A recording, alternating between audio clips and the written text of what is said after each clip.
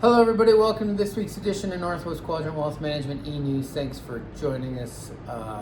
Today we thought we'd talk a little bit about inflation. It seems to be in the news quite a bit, and a lot of you are wondering why markets are so worried about it. So we're going to talk about why it's in the news, why markets are worried about it, and then how our portfolios are positioned, hopefully not, to take advantage of a somewhat inflationary environment. So a lot of you were alive in the 1970s and remember the double-digit inflation we saw then, and then after in the late 70s, early 80s, we saw interest rates in the high teens, and so a lot of you are saying, are we going to go back to that? The U.S. government has flooded the U.S. economy with $6 trillion of new money, and of course the college textbooks tell you that should be inflationary, and I don't necessarily disagree. I think when you look at people like Warren Buffett, who owns 77 different operating businesses, and they talk about they're seeing inflation in all of their businesses, and then we got the PPI and the CPI prints last week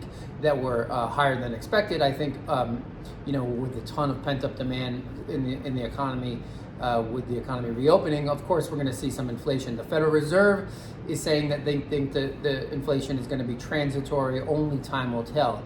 But why do markets care? Well, the only tool that the Federal Reserve has to deal with inflation is to raise interest rates, and so we've seen interest rates move up a little bit in the bond market, and if we still see more and more inflation in the system, interest rates will continue to move higher.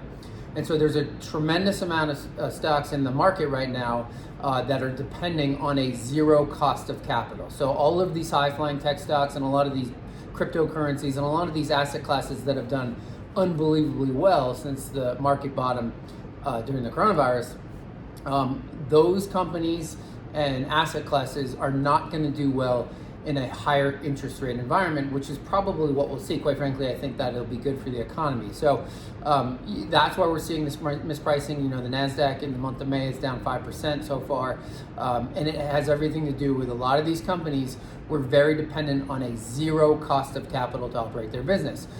There are plenty of businesses out there that can withstand higher interest rates because they don't need a zero cost of capital. They earn high returns on their money, and their business is doing just fine. So Josh can talk about how our accounts are positioned to hopefully do well we don't think inflation is going to go back to the 70s, by the way. We think we'll see more inflation than we've seen, but markets have to reprice everything accordingly.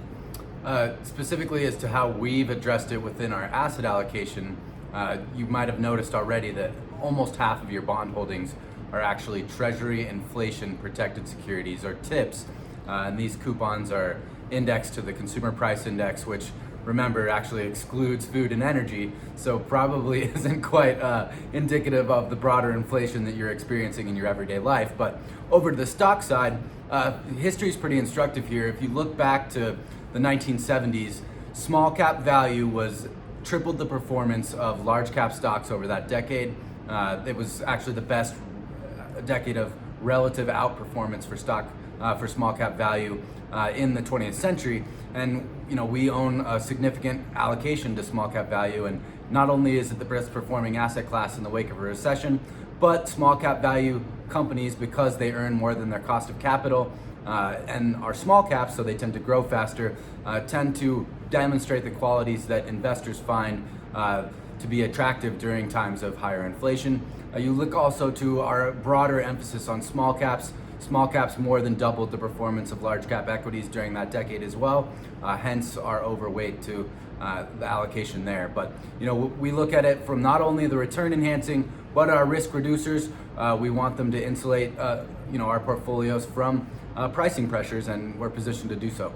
So remember, we have a broadly diversified portfolio. If you think about the last time markets were similar to the way they are now was the late 90s, where we saw lots of high-flying asset classes and tech stocks, and the Federal Reserve raised interest rates 6 times in the late 90s, early 2000, and that broke the NASDAQs back. It broke a lot of these high-flying tech stocks back.